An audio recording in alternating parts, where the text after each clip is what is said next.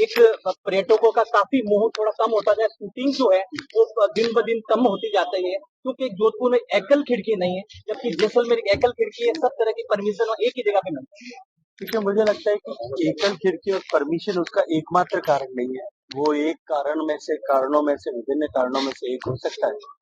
लेकिन किस तरह से राजस्थान में टूरिज्म की संभावनाएं बढ़े, डोमेस्टिक और फॉरेन टूरिस्ट जो है, इनबाउंड टूरिस्ट दोनों के आने वाली संख्या में इजाफा हो और एक्सपीरियंशियल टूरिज्म की संभावनाओं को बढ़े, विभिन्न टूरिज्म की संभावनाओं पर हम किस तरह से इजाफा कर सकते हैं, राज्य की सरकार के साथ बातचीत करके उसे अब आगे बढ़ाने के लिए, सिरे चढ़ाने के लिए काम करेंगे। क्योंकि टूरिज्म हमारे संविधान की धारणा के अनुरूप राज्य का विषय है, कि राज्य सरकार को प्राथमिक रूप से इस पर जो है अपनी तरफ से योजना बना करके भारत सरकार को भेजना होगा और निश्चित ही उस पर विचार सकारात्मक रूप से विचार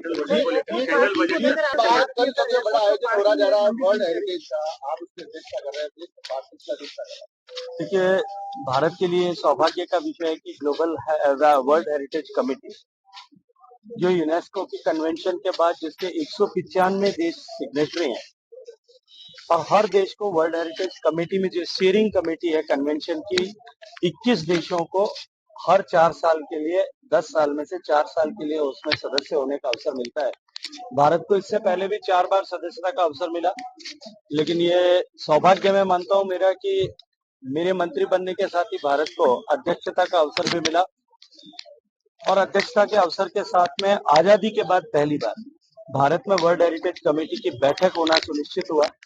तो बहुत बड़ी चुनौती थी कि केवल इस 40 दिन के कालखंड में हमें एक बड़ा आयोजन करना था जिसमें देश दुनिया के लगभग 3200 से ज्यादा प्रतिनिधि होंगे, दुनिया के 165 से ज्यादा देशों के प्रतिनिधि वहां पे उपस्थित होंगे, 30 से ज्यादा देशों के मंत्री उसमें उपस्थित होंगे, जो टेक्निकल लोग उसमें उपस्थित होंगे और इसके साथ साथ में जो है माननीय प्रधानमंत्री जी और डीजी यूनेस्को दोनों की उपस्थिति में उसका उद्घाटन होगा। और ये आयोजन जो है, ये बैठक 10 दिनों तक चलने वाली है, जिसमें विश्व की धरोहर के रूप में जो मान्यता प्राप्त 1199 साइट है, उनका एक बार वापस री ऑडिट तो हो गई और साथ साथ में विभिन्न देशों ने जो प्रविष्टियां इस साल के लिए वर्ल्ड हेरिटेज साइट्स के डिक्लेयर करने के लिए भेजी है, उन पर भी विचार होगा। तो भारत के लिए निश्चित रूप से एक तरफ तो ये महत्वपूर्ण इसलिए है कि भारत की प्रविष्टि पर भी इस पर विचार होगा, भारत में एक और नई वर्ल्ड हेरिटेज साइट बनेगी, लेकिन उसके साथ साथ में भारत जिस तरह से अपने पुरातन विरासत के संरक्षण में,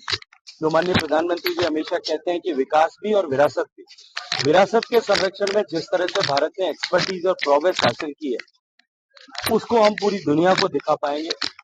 भारत में जो वर्ल्ड हेरिटेज साइट्स हैं, भारत में जो एएसआई की साइट्स हैं 4000 से ज्यादा, उनका संरक्षण हम किस तरह से कर रहे हैं पूरे विश्व में, अनेक देशों में, स्पेशली ग्लोबल साउथ कंट्रीज में हम जिस तरह से अपने तकनीकी कौशल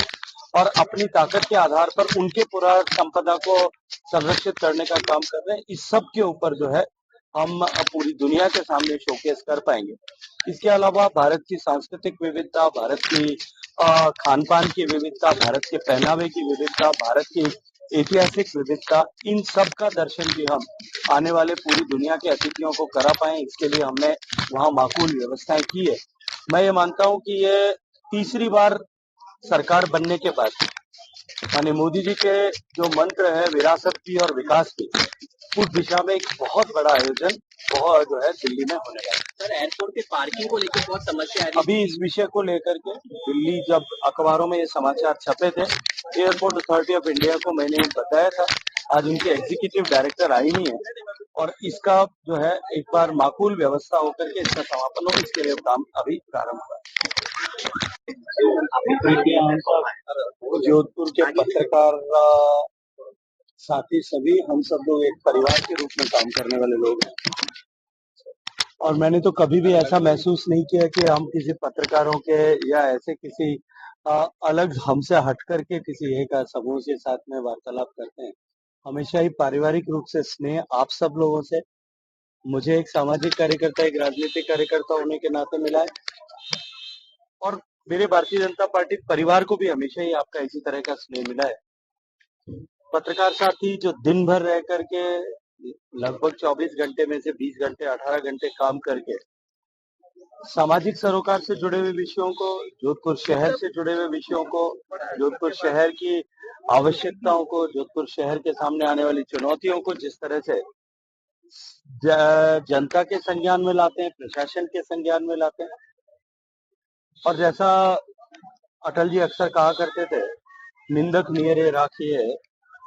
आंगन कुटी छवाए, तो आप सब लोग उस भूमिका में भी जिस तरह से काम करते हैं, मुझे लगता है कि हम सबका दायित्व है कि आपको बैठने का, बातचीत करने का, आपको काम करने का एक अच्छा वातावरण मिले। इस दृष्टिकोण से जो आप लोगों की मांग थी, जोधपुर नगर निगम दक्षिण का अभिनंदन करता हूं कि उन्होंने आपकी मांग को स्वीकार करते हुए मेरे अनुरोध पर आपको कार्यालय की जो है वो सुविधा उपलब्ध कराई है। मुझे लगता है कि ये मिलने के बाद में आपका क्वालिटी ऑफ वर्किंग जो है उससे निश्चित रूप से इम्प्रूव होने वाला है।